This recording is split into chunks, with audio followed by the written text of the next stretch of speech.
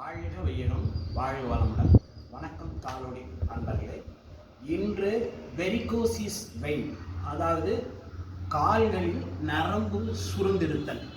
அப்படியே நிறைய நரம்பு முடிச்சு மாதிரி கால்களில் சுருண்டிருக்கும்.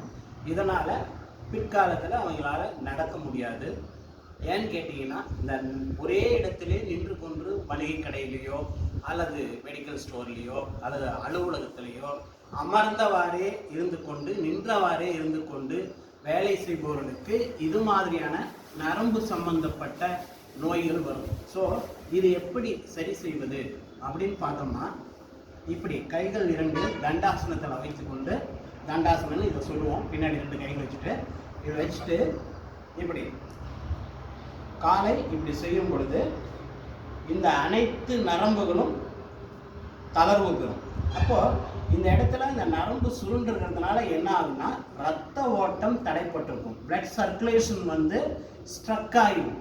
இந்த பிளட் சர்க்குலேஷன் ஸ்ட்ரக் ஆகிறதுனால தான் என்ன ஆகுதுன்னா, நரம்புகள் அப்படியே மொத்தமாக தடிமனாக சுருண்டு இருக்கும். அப்போது இந்த ரத்த ஓட்டம் சரியாக செல்லாத காரணத்தினால என்ன ஆகும்னா, அங்கே பெயின் கொடுக்க ஆரம்பிக்கும். ஃபார் எக்ஸாம்பிள், நமக்கு நெஞ்சு வலியே வருது அப்படின்னா ஏன் அப்படின்னு கேட்டால், அந்த இடத்துல ரத்த ஓட்டம் தடைப்பட்டால் நெஞ்சு வலி வரும். அப்பொழுது நாம் இது மாதிரி ரெண்டு தட்டி ஒரு மூச்சை இழுத்து விட்டோம்னா நமக்கு உடனே அந்த இடத்துல ரத்த ஓட்டம் ஓட ஆரம்பிக்கும். அப்போ நமக்கு அந்த பெயின் போயிடும். அது மாதிரி தான் வெரிகோசிஸ் வெயின்லேயும்.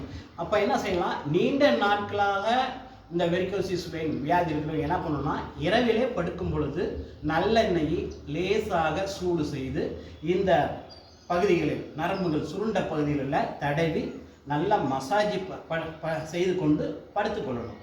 அப்போ காலையில் எழுந்திரிச்ச பிறகு இது மாதிரியான பயிற்சியை செய்ய வேண்டும். இப்படி இந்த மாதிரி பாருங்கள், என்னுடைய பாதம் என்ன ஆகுது. அப்போது இந்த இடத்துல இருந்து இந்த இடம் வரைக்கும் நரம்புகள் நீள்வுத்தன்மையை அடைகிறது. அது மட்டும் இல்லை, பாருங்க, இப்படி செய்யும் பொழுது இங்கேருந்து இந்த நரம்புகள் நீள்வுத்தன்மை அடையும். இந்த காலினுடைய கெண்டைக்கால அடிப்பகுதியிலையும் நரம்புகள் ஈடுபடும். ஸோ அடுத்தது பார்த்தீங்கன்னா, இது மாதிரி பின்பக்கம் கொண்டு வரும்போது, பாதத்தை பின்னோக்கி எடுத்துகிட்டு வரும்போது இங்கே கெண்டைக்கால் பகுதியில் நரம்புகள் நன்றாக நீண்டு இழுத்து பிடிக்கும். அதே மாதிரி ஃப்ரண்டேஜ், ஃபார்வர்ட் பெண்டிங், இது பேக்வேர்ட் பெண்டிங். ஃபார்வர்ட் பெண்டிங் பண்ணும்போது நரம்புகள் முன்னோக்கி நீள்வடையும். பேக்வேர்ட் பெண்டிங் செய்யும்போது, பின்னோக்கி சாய்க்கும்போது இது மாதிரி ஆகும். அதே மாதிரியே பார்த்தீங்கன்னா பாருங்கள், இப்படி செய்யணுங்க.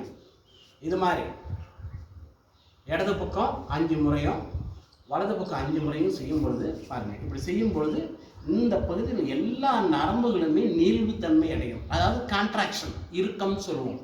அந்த நரம்புகள் சுருண்டு இறுக்கமாக இருக்கக்கூடிய அந்த கான்ட்ராக்ஷன்ல இருந்து லூசன் ஆகும். அதாவது எப்படியாவும் தளர்வு பெறும். அப்படி தளர்வு பெறும்போது நரம்புகள் நீள்வடையும் போது ரத்த ஓட்டம் படிப்படியாக ஓட ஆரம்பிக்கும். அப்படி ரத்த ஓட்டம் படிப்படியாக ஓட ஆரம்பிக்கும் போது இந்த நரம்புகள் பழைய நிலையை அடையும்.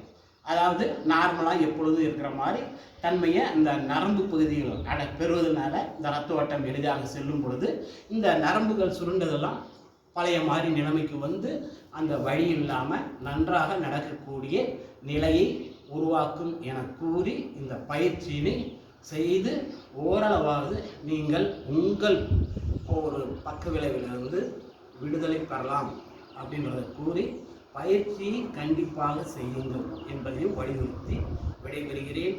வாழ்க வளமுடன்.